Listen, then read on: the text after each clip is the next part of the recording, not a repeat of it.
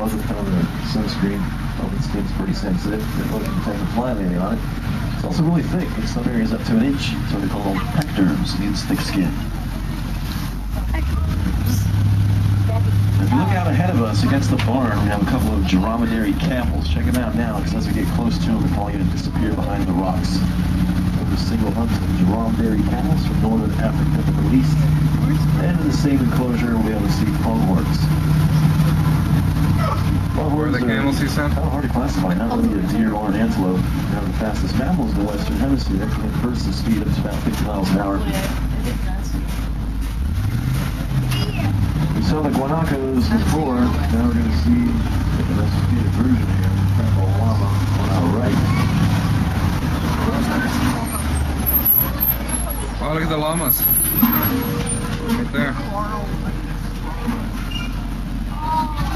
They're cute.